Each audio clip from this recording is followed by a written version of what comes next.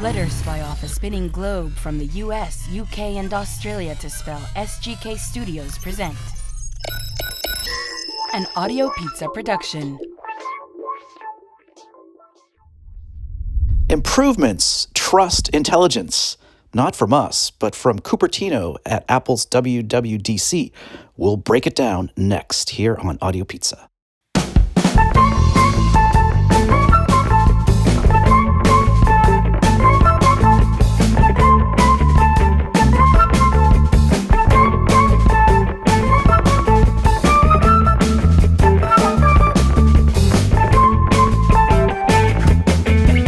Hello, Kayaker here, and guess what? I am not in New England. I am in the England, up in the northern land where it's miserable weather, and down under in Australia in the wintertime is Garth. How are you, Garth? Hey, Scott, and notice he's come to me before Shaun, and there's a very good reason for that, and that's because Shaun's not here. He's busy caring for his family, which is gorgeous.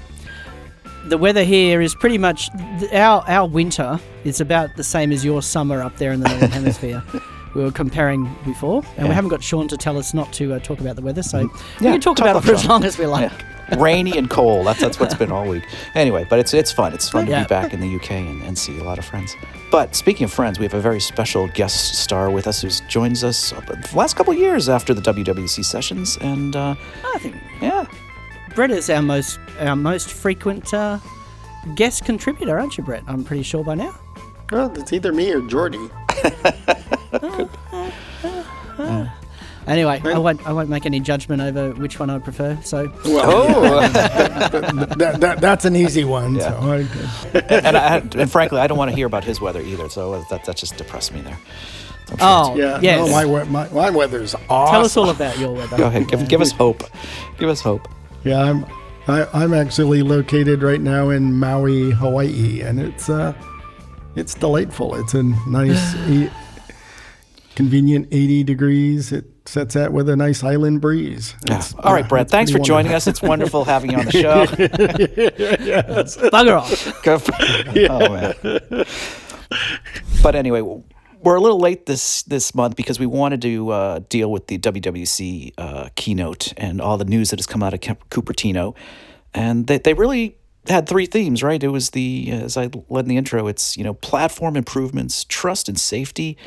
And something that we've heard for the last two keynotes is Apple Intelligence. And I don't know. I'll reserve my comments for first, but I'll throw it to Brett out of the gate. What did you think of this year's keynote out of Cupertino at WWDC? It certainly was, I think, the shortest one on record. What's your initial impressions? Yeah, it was, not only was it shorter, but it was very different, just generally. It just was structured in a very different way. I felt it was seemed to me it felt a lot more abstract. Yeah. Than concrete things. It obviously not being cited. I'm guessing a lot of information got communicated, visually. There really wasn't any opportunity for the poor, descriptive audio to get a word in edgewise because they were talking pretty constantly. But it was pretty obvious that there was visuals that were going on while they were talking. So I felt like this year that it wasn't quite as detailed for us as it would normally be. But on the other side of it, I also think that this year was finally. Well, it seems like we've been saying that for a long time. I assume you're referring to the Apple Intelligence, the quote, finally, because we saw the smoke and mirrors 2 years ago and, sort of the apology last year. And I guess now I guess they were actually running the real code and actually we're seeing what was actually capable. Garth, what were your initial reactions after seeing the keynote? The finally aspect of it for me was, is this another Snow Leopard release? We should be so lucky. Yeah, I know. But right out of, that was the first thing they spoke about. Really digging into and actually expressing how much this is about They didn't say fixing bugs. Well, they might have actually said something very similar to that, though. Tracking down performance wins. Yeah. And, quoted a few things like, apps open 30% faster and transferring files through AirPlay is 70% faster. And I thought it was really telling that they've kept iPhone 11s on this release. Mm-hmm. Like, it's exactly the same products that were with iOS 26 are going to be supported under iOS 27. That is huge, I think, and I think is an indicator of the fact that they must have made improvements to performance already, or they're sort of confident about those improvements. Yeah. Now, how much making improvements to performance equates to squashing bugs, I don't know. Right. But you really did get the sense that if they could say, we wanted to squash bugs, they would say, we wanted to squash bugs, and that's what we're doing. Yeah, I noticed. And that was the thing they spoke about first. Yeah, well, I noticed the exact same thing. When I got excited when they said platform improvements, but they definitely focused on performance improvements and speed rather than making things work the way they're supposed to. I almost feel like that was a marketing thing. Like, we don't want to admit we make bugs in our software and make mistakes. Yeah, so we're exactly. But I wish they would have said, I think the one line that I remember is like, making things work as designed or something. They made some reference like making things work better. Mm-hmm. Like, basically. That to me was their fixing bugs. Yeah, that was their fixing bugs line. And that's all you can expect them to say, right? I know, but I don't know. Yeah. As them being a public company, and I can tell you being on that side of it, that you have to be real careful about saying things like, certain things around bugs and fixes because you potentially open yourself up to liability. Unintentionally, because someone goes, oh, you didn't fix that and I paid for it and now I'm going to sue you because Apple's got, massive pockets. So right. I understand why they're hesitant to use some of those words, but this definitely felt very snow leopard for most of the development team. And then for a number of the key teams that were obviously working on Apple Intelligence related things, particularly Siri. Those guys were obviously very busy, but that's not the entire engineering team, which reminds me very much of what we did when we released Snow Leopard. Yeah. So just quickly, for those listeners who aren't, long-term listeners and don't know really who you are, Brett, tell us a little bit about just briefly your role that you had when you were at Apple. Yeah, I was at Apple for 21 years and was there, basically was involved and brought to bring Steve back to the company. And I was there during his entire stint and was involved in creating Mac OS 10 and iOS and all that. I ran the Core OS team for quite a number of years, took a break in the middle to run Apple's Final Cut Pro Video organization. This is obviously all before I lost my sight. Yep. That qualification is kind of important. And then came back to be involved in launching the iPad and various other things. But I was there when we did Snow Leopard, and I can tell you from the engineering side of things, we were really glad that we did that release. Engineering wants to fix those bugs, but these releases typically are very much driven by feature corner office needs and exactly. And so and there's always a trillion more things to do than you've got the resources to do them. So when you're doing a feature driven release, all the engineering teams are focused mostly on that. So you don't get to fix some of the low hanging items that the convenience items that people actually really consider to be important from a polish and just experience perspective. So I definitely felt like this was very much in line with that. When we did Snow Leopard, there were teams that were focused on features, but there weren't very many features in Snow Leopard. Most of it was fixes. But I can tell you there was a huge amount of work that was done, like in the low-level OS and stuff, to do a lot of plumbing work. which ultimately paid off for performance and stuff. So I felt like this was, just from what the things they were saying, very similar. Yeah, definitely got that same impression, Brett, that's what this was about. That, and am excited about that as well. Yes. Yeah, I have to say I'm excited about that as well. Snow Leopard to me was the best release of macOS, and I often refer to it as the best accessible OS that Apple's released, and it's gone downhill ever since. So I'm thrilled that this might be sort of the catch up on the backlog of bugs. And I know, Brett, you said that it had it felt different this year, and I totally agree with that assessment. What I felt was missing was sort of like, it seems like in years past they'd always release some sort of new API, whether it's ARKit or Core Metal for gaming and all that stuff, but they really didn't say that. They didn't add any new huge feature that really jumped out that could sort of be the poster boy of WWDC this year. I think the main focus again was Apple Intelligence, but we've heard that for the last two keynotes, and I think they're finally getting their ducks in a row now. I think there was some of that. The real difference to me between this keynote and all others preceding is we didn't do the usual, here's iOS 27, and this is what's new in iOS 27. Now here's macOS 27, and this is what's new in macOS 27. We didn't go through product by product. Yeah. That was the typical structure. This was more about, when something was mentioned that was new or whatever, if it was on both platforms, they might have just picked one of them, and it was sort of alternated between the different platforms as to how they showed that particular feature on that platform. The other thing that I noticed was that the features that they mentioned, there used to be a high bar to make it in the keynote. The keynote was such, a compressed,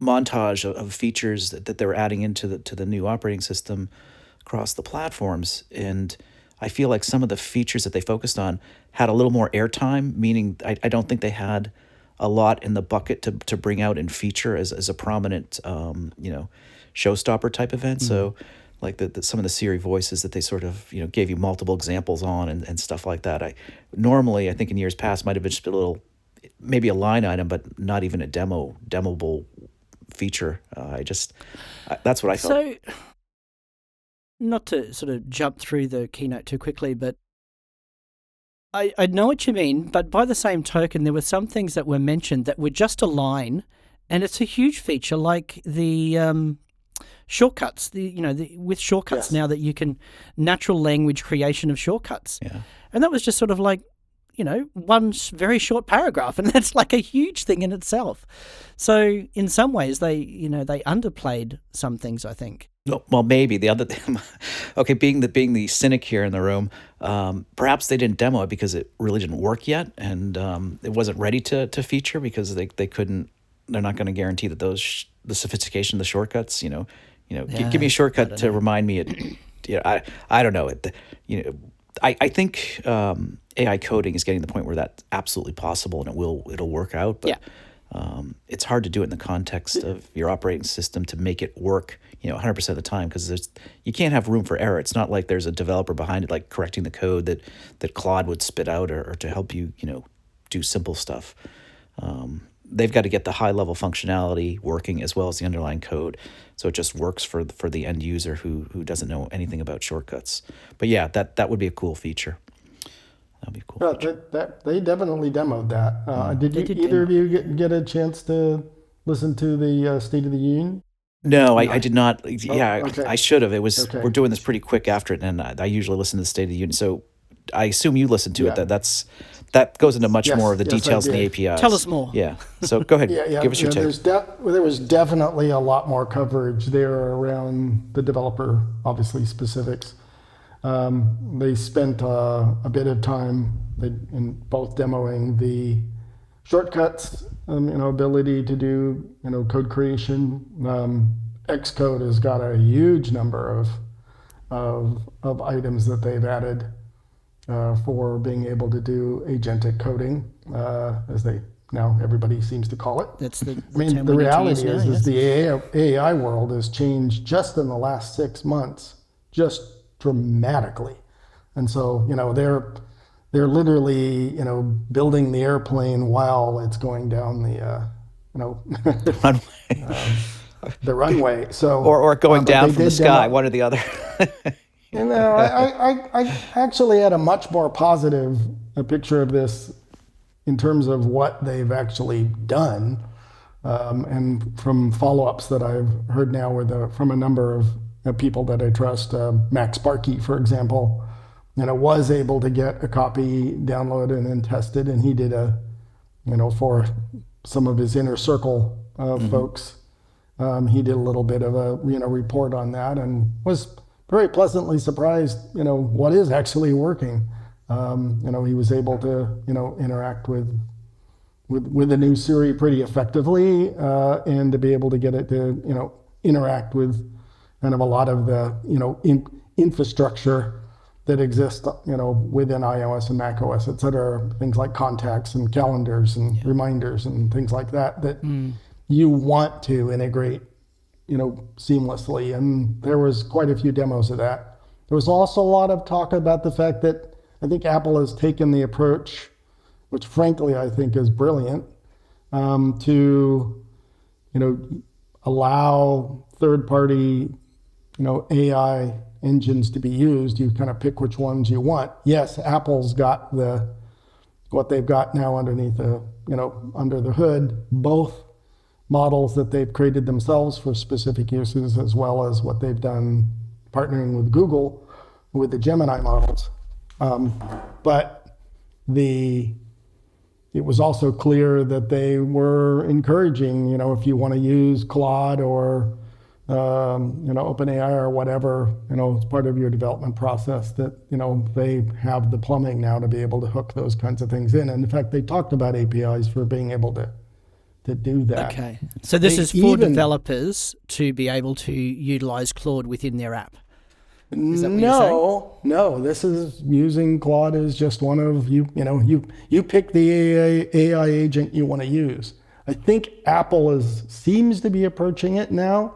And I don't know if this is their long-term strategy, but it certainly feels like it is, given what they've released, that they are realizing that the, Anthropic and Google and everyone else are literally spending, hundreds of billions of dollars creating these models. And they don't want to be in that business. It's just a huge amount of cost involved there, building up data centers and, on and on and on. And, why not leverage those models that others have created? And what they're doing is they're cherry picking models that are smaller models that are on device.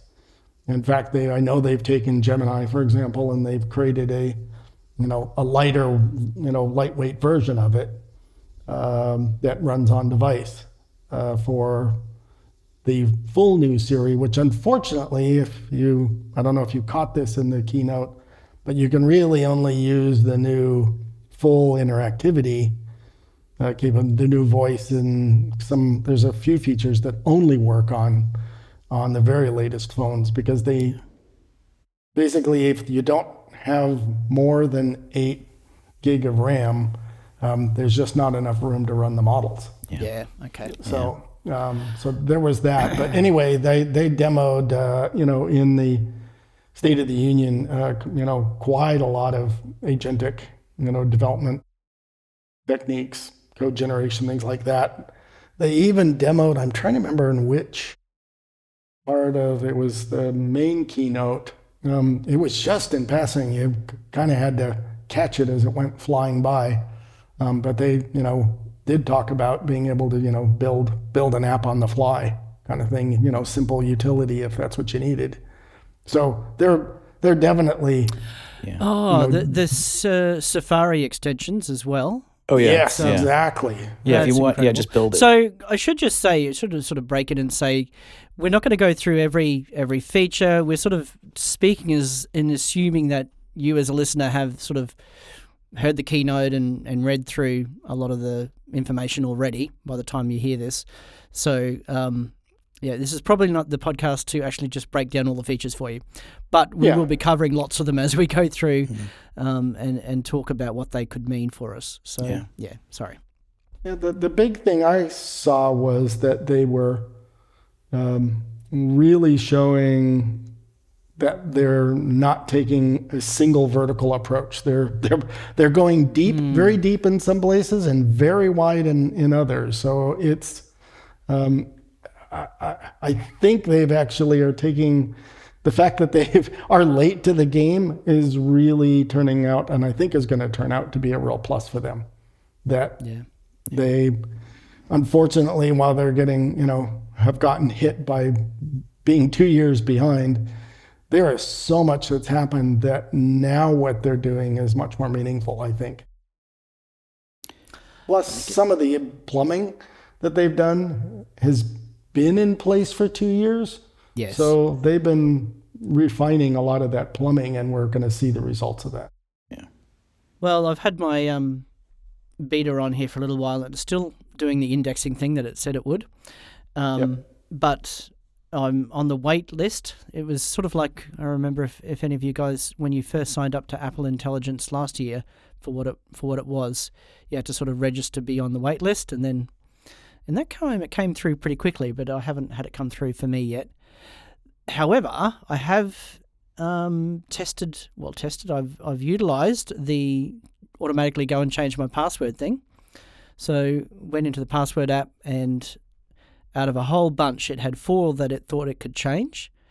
Obviously it's only particular websites, and these were sort of old Google accounts that I don't use, and I think a Dropbox account or something like that for an email address that I don't use anymore. And it was able to go and automatically sort of, this is my first agentic activity, I guess you could say, on the iPhone. It went and changed it, and I got the email saying that, this Google account had been updated, the password's been updated. It just worked. A few of them it couldn't change, that it thought it could. It didn't work out, but yeah. That is an interesting thing. When I heard that go by, it's like, oh great, now it's gone to, accidentally locked out of all your accounts as it changes your passwords. That's like, yes, is there a manual? No, I was looking at the accounts that it was trying to do, and thought, I don't care. Yeah, it's fine with that account. That's what. Yeah, it's good to test it. Yeah, and it was great. It just it did work. That's good. And I had to, and I could verify that because that all happened on the phone, obviously. And then next time I came to my Mac, obviously that Gmail account was signed out. And it just popped up. Do you want to went through the normal verification type scenario that you do with Google. You go into the web browser type situation. And the password had synced across to my Mac, and Touch ID, and in goes the new password, and it's all done. Yeah, I'll throw in my it was seamless. I'll throw in my pitch always. If you're in the Apple ecosystem, definitely use that Passwords app. It is great. It's reliable, and it'll keep things organized. So if you're not using it, please use it. No more password. If you're not using any password manager, I mean, if you're using 1Password or something else, you've got something, whatever. Just use some password manager. Yes, absolutely. And if you haven't got one already, then you might as well use Passwords because it's great. Yeah, it's so nicely integrated. My question for both of you, I have an answer for this as well, but I'm wondering what you found most exciting for us on the keynote. Was there any particular point where you said, "Oh, this is going to be good for the blind community"? Well, I personally think AI generally is a huge, plus for the blind community in so many different ways. So I don't know if you've played much with the visual intelligence or the magnifier app, even in iOS 26. I've got it mapped to my camera button, both of them, and they work reasonably well. But I'm really encouraged by what they're doing, the enhancements that they've made to those tools, because right now we would go either to Be My Eyes or to, something like Ira or something like that to be able to do some of this stuff. And to have that just built in where you can point, the phone at an item and you can, not only identify what it is, but you can ask follow-up questions and get more details. I think that's the key, to be able to interact with that, with follow-up questions through Siri in a voice sort of dialogue. I think that's the key. I wasn't so excited about that. It's great, good, but I already had that with Be My Eyes and Ira AI. So that for me wasn't as exciting as. But the fact that it's pervasive, the fact that it will, you can actually have it use what's on screen, so you can go to anywhere, and then you can it uses the visual intelligence thing to actually look at whatever it is that you're seeing that's being displayed, rather on the phone or on the Mac for that matter. This runs across the devices. And you can ask questions about it. You can get more details. You can have it do things. So it's that's the bit that I'm waiting to see. Yeah, I agree. The do things, because I'm waiting for the blend of voice control, voiceover. The kit where the AI can actually identify. How often have we had a thing where we can't find? There's like some checkbox that isn't accessible or something like that, but the sighted person can see it. The AI can tell there's a checkbox there, and you want to say, "Can you just check that checkbox for me so I can get to the next screen?"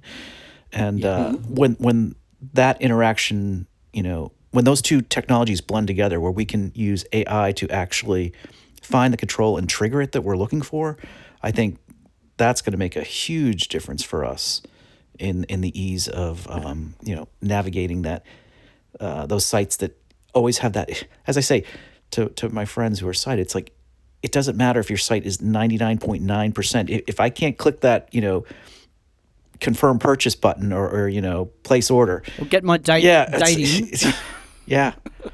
It just you can't. It's not good enough. You have to make the whole process accessible, otherwise it's going to break. So that's what I'm hoping to see in it. I think I see the foundation. I see the foundation for that in the future, where AI can just analyze the screen and we can tell it what we want it to do. I can do that now with Claude. And it's on the Mac. It's on the Mac, and it's pretty incredible. Cool. And everything that I saw just from the 2 sessions today leads me to believe that's the direction Apple's headed. I mean, I see, AI just being integrated through the system in the way that Apple does it, which is, and I can tell you this is a philosophy that I think Steve was really key in pushing, which is Apple doesn't push technology, they push solutions, right? And if you ever went to Steve and, to go, I want to, do this really cool thing with the NFC, chip, we need to have an NFC thing. And then you'd get whacked down because, he doesn't care about the technology. He cares about the fact that you can, okay, I can go and pay for something now. Right. Without thinking about it. It's that kind of thing. The fact that NFC is what's, being used to get it done is really not the important part. Yeah. So, and there was a couple of examples. They again just kind of flew by, but the one with the phone, where it would bring up contextual information, allow you to get to contextual information. Oh man, that one! I think to me that was one of the coolest features. Cool. Yes. So, do you want to explain to anyone who doesn't know what that is? Yeah. So what it does is that when you are on a call, it uses the spotlight search and a number of other things to bring up things that might be related to the call you're making. So, for example, if you call an airline, maybe you're making a change to your whatever trip you're on or whatever. Yep. It'll actually identify and raise up, the email that has your ticket information, or in her calendar where it's on there. So I mean, it's it's pulling things now up in context. Yeah. So you can get to it. And boy, the phone one I run into that all the time where it's like, okay, I've got to get everything kind of ready before I make a call because, I need that account number. They're going to want whatever. that account number, or they're going to want that booking Exactly. reference number. Yeah. And for the phone to, the phone app to just display that information automatically, well, you're calling the airline and I can see that, that's the number that's in the email so this email has a booking reference as well. How about you probably want the booking reference, right? So I'll just show it at the top of the screen. That's exactly. just so cool. Yeah. So it'll be great to see that working. Yeah. And, this is the sort of thing we had 2 years ago, and we sort of saw all these things, and then, it never came. But I think this time, this stuff is going to come. Yeah. There's a few, people again that I've been tough talk to or followed today that have managed to get the beta up and going, and they were surprised how much was functional. Yes, there are definitely still some issues, but unlike before, which was we'll get this to you maybe by the end of the year, and of course it never got delivered. They actually delivered, some working stuff. So, obviously now we all need to really push on that. And I think Apple really, got a black eye because they didn't deliver. And so they can't let that happen again. there was just no way that we're going to survive doing that again. Yeah. No. Well, I've got the beta on my phone, and my phone is the very first, the oldest phone that supports Apple Intelligence. So, what is it, the 15 Pro? Yeah. Yeah, 15 Pro. So I'll be interested in seeing how much of this it does support and how much of it won't support yet, because I need a newer phone again. As you said, Brett, with some of the features are only going to be on newer phones. Right, and that's because of the RAM. Yeah. Right. So on the 17s, they now have 12 gig of RAM, at least on the Pro and Pro Max. I can't remember the RAM configurations for the other, but that, RAM is now going to be the biggest bottleneck in any device people purchase now. I think the iPhone 18 will be, it'll be my turn again to get a new phone, I think, this year. Sorry, Jordy. Oh, no. She got one last year. Okay. So she's got a 17. She's got the current one. So Garth, is your biggest feature then that you are looking forward to? Is it sort of that contextual, ability within? Yeah. Okay. Yeah. How much I can get it to do for me. Yeah. Like, and just finding out how much that's going to be. As you were saying, around ticking a box on the screen. Right.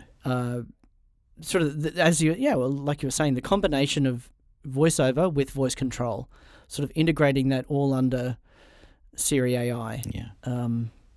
But I'm not. The other thing. Yeah, but I'm not sure we're going to get that in this one. Hey Siri, stop, cancel.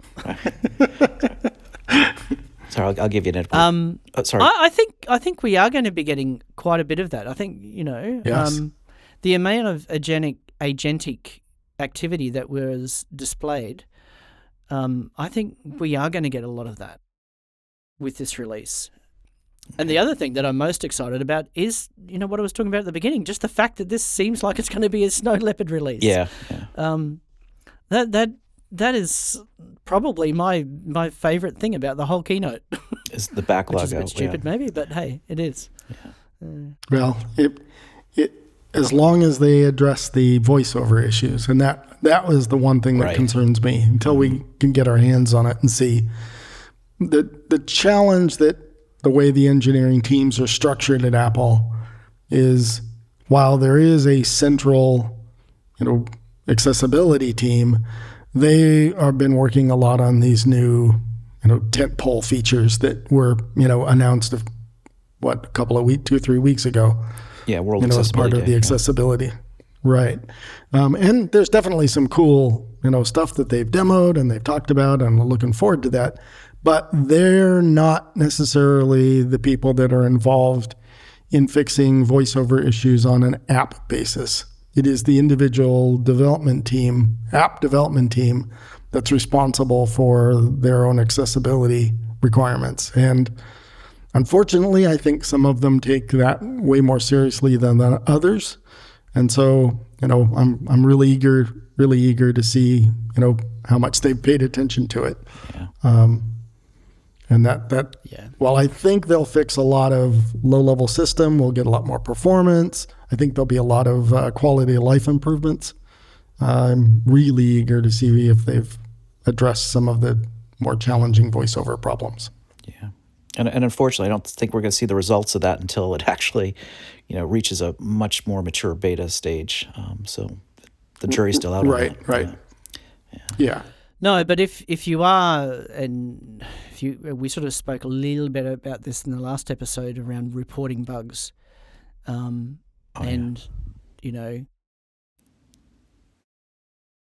was ready to say, "Oh, look, surely they know about that. Why should I report it?" No. I just wanted to. No, exactly. Yeah. So if you're on a beta and you run into a problem, report the bug is basically the short and long of it. It's the squeaky wheel that gets the oil, as the old saying goes. And the more people that report these issues, it's the only way that Apple, I guess, have, and Brett, you can speak to this in more eloquence, but it's the only way Apple have of knowing how significant a given issue is, I would assume. Yep. Yeah, I can tell you from inside, on the development teams, that they use a tool inside called Radar, and it's basically the internal bug tracking system. And, there are just, massive number of bugs, as you can imagine, that get reported. And there are people who do the screening and who prioritize. And there's a few variables that really come to play when they prioritize some of these bugs to get addressed and fixed. One is, anything that's a data loss bug, is considered to be a showstopper. So if you, run into a bug that is, results in you actually losing information somehow, go immediately and report that and provide as much context as you possibly can. Those get, the highest priority attention. But when you get down below that, what I, consider the, standing in front of the truck so that it won't ship the product unless the problem gets solved, which is what those kind of data loss bugs, are. The other bugs, the voiceover bugs, are not affecting the same number of people. And so we need the volume of the blind community to report these when they come across them. Don't assume that, just because, somebody's reported that enough. Yeah. It's on the bug tracker list at AppleVis, so they know about all those ones. No, just if you run into it, you report it. Yeah, and there's a couple of reasons why. One, the more people that report it show that it's not just a corner case problem. It's not one person that's, run into this. It's, it's a real issue. The second thing is, as a developer who's trying to fix the bug, the more context that you get, it's like dealing with AI, the more context that you provide, the more likely it is that the developer will be able to find the problem. Don't assume that the way you use the phone is the way everybody else uses it, or the Mac, or whatever device you happen to be using.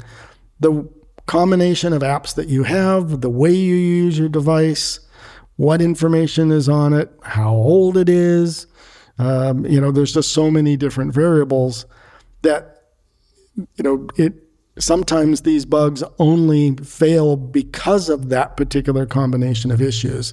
And if you don't provide that context, the developer, may get the bug reported by somebody, but they didn't bother, providing the, enough detail. And the poor engineer goes, I can't reproduce this. And they move on to the next bug. And I've got 27 others that I need to get to today or whenever. Exactly. Right. Talking about numbers, did you guys catch the 1,000 app submissions to the App Store every hour? Yeah, I did catch that. Yeah. Well, That's only because and Uber it's got Uber submits their app every hour, I think. Well, this is just about right, yeah. well, and there's also the vibe coding.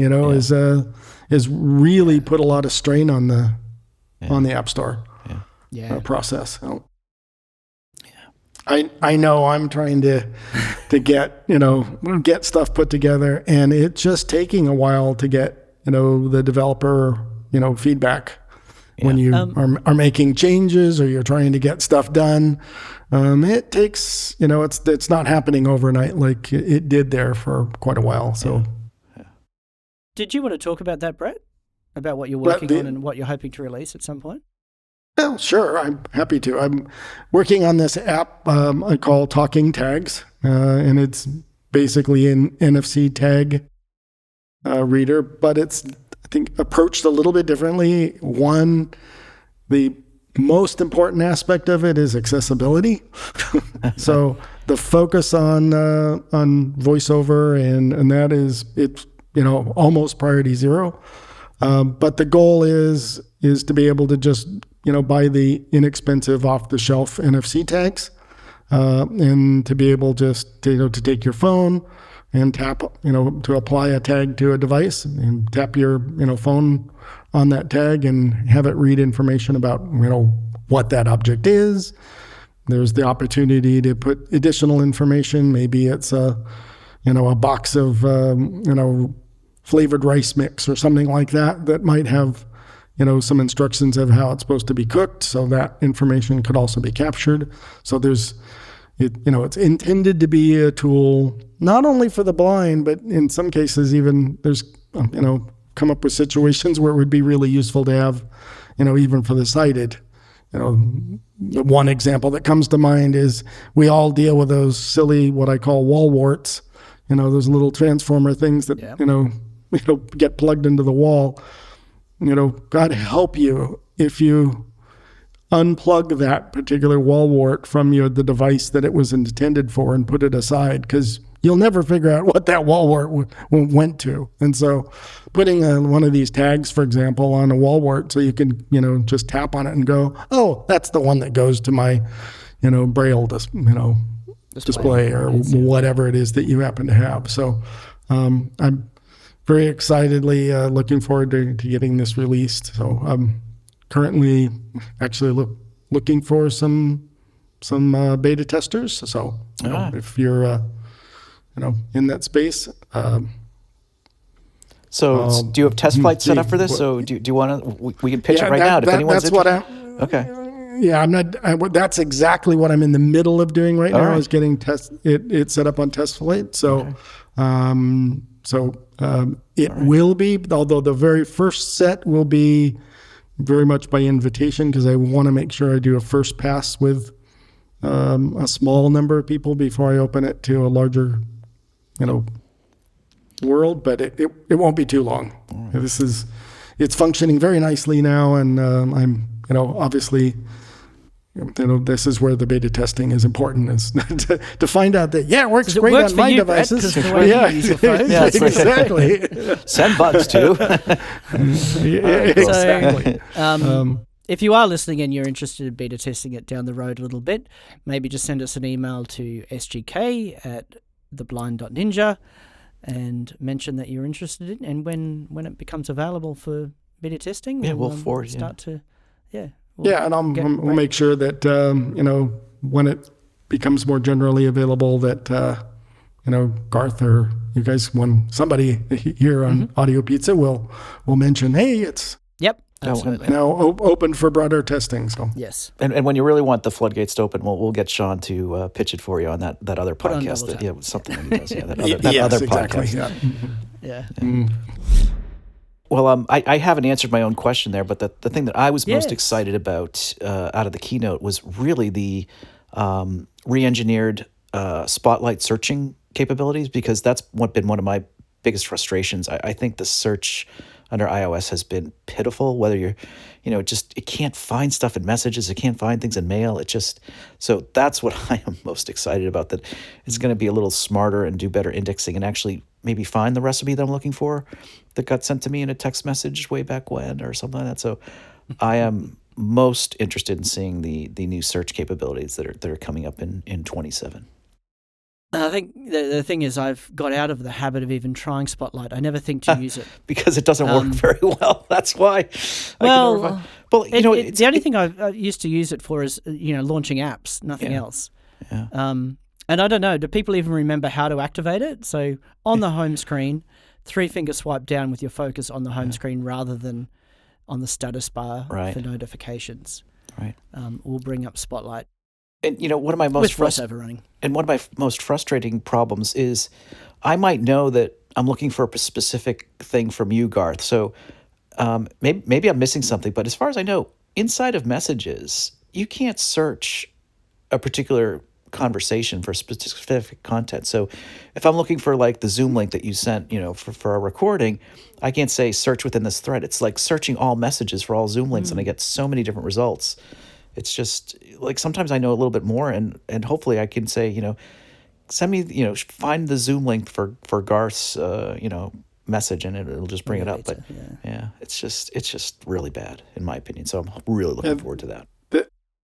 One of the demos today did something that was very comparable to that, where they referenced a message thread, that had some important content, and then they tied it to, other kinds of things. I'm trying to remember one that was a recipe sequence that they went through. Yeah, the game. They're organizing a game watch party. Oh, right. That's the World Cup. Yeah. That was one of the things they showed with Xcode was, the person there added, agentically, coded, a simple feature. It was fairly sophisticated feature that was added on in, a matter of moments. It was really kind of cool. But I agree with you that the, getting Spotlight to work is key. Yeah. And they made that pretty clear that, the ability to get to the app content, to find it and index it is essential. Otherwise, you can't hook all these pieces together. Yeah. So they had to fix that problem. Yeah. So overall, I think this is even though it was very different and very short, I think it was quite an exciting, the potential out of this iOS release, I think, is pretty exciting for us. Yeah, if it lives up to the improvements in that first comment, like the platform improvements, I really want to see that work. But we also I kind of misspoke. I said that there was really no big API features that were sort of mentioned in the keynote. I would say that I kind of dodged around something because I'm less interested in it for us. And they did mention the second part of their 3 categories, the trust and safety, where they're adding a lot of parental controls for apps and giving developers insight into that. I'm less interested in that, both publicly and politically in that regards. Like I feel like I don't think it's Apple's responsibility to, police everyone. I think it's really the job of the parent. If the parent doesn't know what their child is doing, but it's nice that Apple is giving them the tools to do it. And no, that's the important. Yeah, I don't know about that. But the age verification stuff and all this blurring stuff and I think having the tools there is what's important. Right, and that's good. They made it pretty clear that they weren't setting these. Limitations. It was, we're giving you all the knobs and dials so that you can do this yourself. Right. That they acknowledged on at least 6 or 7 times I remember. Yeah, absolutely. Yeah, they kept on stressing the fact that, okay, the parent is the one making these decisions, but, here's all the things you could do. But it's up to you as to how you set it up for your child and your family. Exactly. So I thought that was really well done. I think what it points to, though, which is really the important message, is that, and I think this is what they were trying to underscore with this, is that security and, data protection and privacy and all those kinds of things are absolutely one of the, the tentpole, items of, not only this release, but Apple's approach as compared to everybody else. Yeah. And so I think they use this as a way to show it, but I don't think what they did was just for kids. Yeah. If you know what I mean. Yeah. Right. Okay. In order to be a good solution, for children, all of those knobs and dials are valuable for the rest of us in various situations. Indeed. This, to me, this release, is it like you said, it's potential. It's like, this looked like this really could be great.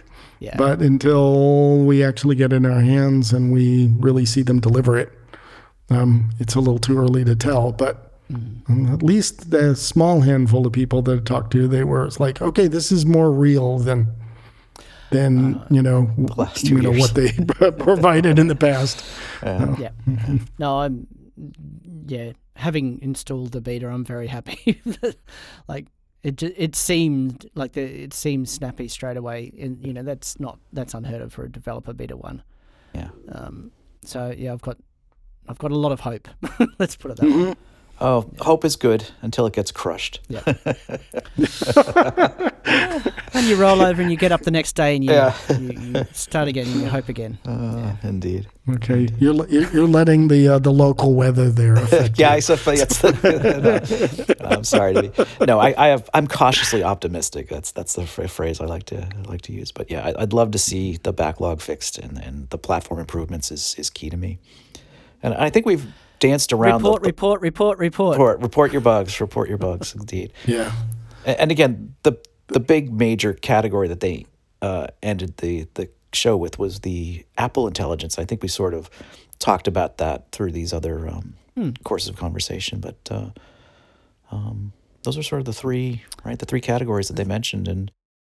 And so I guess my final question for you is, so what does this all mean for us as accessible voiceover users?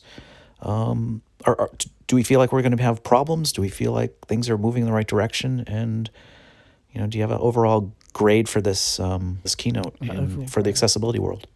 8. 8 out of 10 or 8 out of 100? Yep. Oh God. Okay. Yeah, 7 or 8 definitely. Okay. I think this is pointing in the right direction. Yeah. Absolutely. Truthfully, Garth, I would have to agree with you, because as cynical as I am, I'm glad that they are taking a step back, taking a deep breath and, sort of reinforcing the dams, fixing the potholes, improving the infrastructure to make it a little bit more reliable. And I hope that has, lasting impact for the accessibility for 27 when it releases. So yeah, I'm optimistic that this will be a good release for us. Again, I think it comes down to there's just huge potential. Yeah. One of the things that was again skimmed over in the State of the Union, and I'm looking forward to the rest of the week as they, get release into the sessions, more the sessions, and so obviously will be follow up. But one of the things they talked about with the agentic development and what they're doing with Xcode and such is the fact that they literally talked about the fact that you could use AI, to actually look at your app for accessibility issues. Right now, as a developer, it's a manual process if you didn't have AI. And you have to make a very conscious decision. Now, and I can tell you just using, Claude and OpenAI and stuff, Codex, that, you can do this stuff now. This is all stuff that's really only happened in the last 6 to 8 months, really. But, you can now throw, a challenge to these AI tools, development tools, and have it actually go in and do a a full detailed analysis of their app to make sure that it can be accessible and do Right. testing. So I think that's going to help developers be more successful with this. Yeah. We've got to encourage the developers to use these tools and this is where, submitting bugs and stuff like that is critical. But I was very encouraged by the fact that, they actually thought about the fact that things like accessibility, things like, another example they gave was doing localization. So these kinds of things are very tedious to do as a developer. And these development tools are really going to accelerate what a developer can do.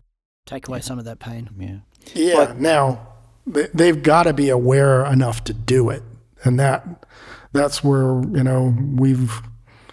that's where, frankly, has been our collective biggest challenge in the blind community is that, a lot of developers out there are just honestly unaware. Yeah, they just ignorant don't think of about accessibility. it. Yeah. There's a handful of them who've made conscious decisions. Right. And obviously, you kind of avoid those companies if you can. But the others it's more of an ignorance problem in the fact that the tools, there's so much to do when you're developing an application. So having tools that can help, I think, is going to really help us. Yeah, I agree with that statement 100%. Because, the tedium of doing the bare basics of building a UI, that's not going to be your job anymore. You're going to say, AI agent, build this code to do this, and it will implement the best practices, include localization, include accessibility hooks, and it'll just work because it's learned the best practices to how to do this, which includes all these critical components. So the developer isn't responsible for the tedious low level stuff that goes into making an app polished. That'll just happen. It's kind of nice, and the developer will be responsible for the higher level architecture and structure. Yes. Mm-hmm. Yeah. Now focus so much more on the user perspective of an application, what the features are, how it flows, things like that. Yeah. But I can tell you, I've done quite a bit with the AI tools that are out there, and it really is amazing how much it can accomplish. Awesome. And you talk about some of the challenges right now with being able to, control a website that you don't have visibility to. The tools that exist today now, just again in the last few months. If you've got a situation like that you're dealing with, I can build a solution in, an afternoon that can solve a problem. I've done this now numerous times, and it's amazing. There's stuff that I honestly don't think I could have done, being blind until now. That AI has made this possible because of the way that it, can reach out into the world and control things. Yeah. Claude, for example, is capable of, controlling the Chrome browser and going directly to a website, and you tell it to click on that button, it'll click on that button for you. Okay. I'll just give a little example of that. Yeah. If you listen to last month's episode, you would have heard some music inserted there. When, Shaun had said something like, is that a Beatles song? About, I know where I've been, but not where I'm going, or something. I can't remember what it was. But anyway, I've never really used Suno. I think everyone knows what Suno is, the sort of music creation website. And having a quick look at it, it was really not very friendly. Maybe it was accessible, but I didn't want to work out how to use it and how to make it work. So I asked Claude to go to Suno and create me a song, gave it the prompt that I wanted. Context, make it sound like the Beatles, blah, blah, blah, blah, blah. It said, okay, and it wrote the lyrics and went to, and I asked it, and then download it for me as well. Because I had got it to create something, but then I couldn't work out how to get the thing to download. And it exactly did it. I just gave Claude the instructions. Claude went into Chrome, with the Claude extension in Chrome, went to Suno, put in the prompts, did all the stuff, downloaded it, and, a few minutes later, it took a little while, and it's fun to see all the thought processes it goes through when it's doing this stuff, which you can do in Claude. But there in my download folder were, here's 3 different versions. Pick whichever one you like. And that's how I created that little bit of music that was in the last episode. That's awesome. I didn't realize you did that. I actually thought it was a Beatles song.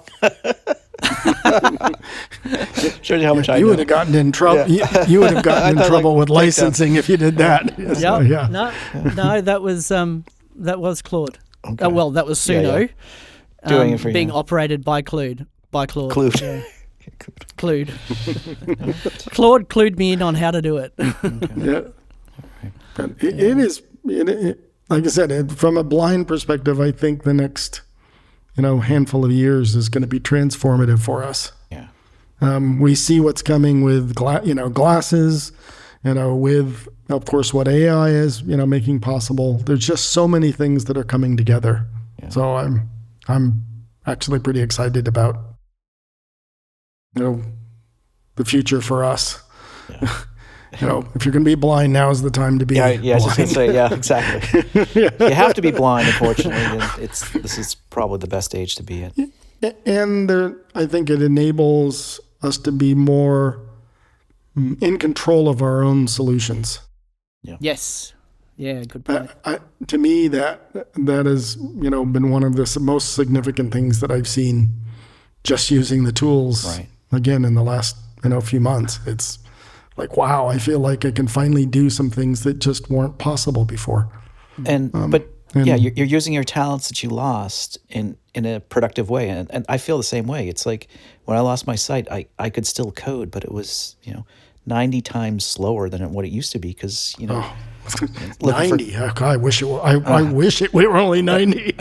Going character by character. Yeah, looking for the parentheses or that code. not exclamation. Yeah, I get you.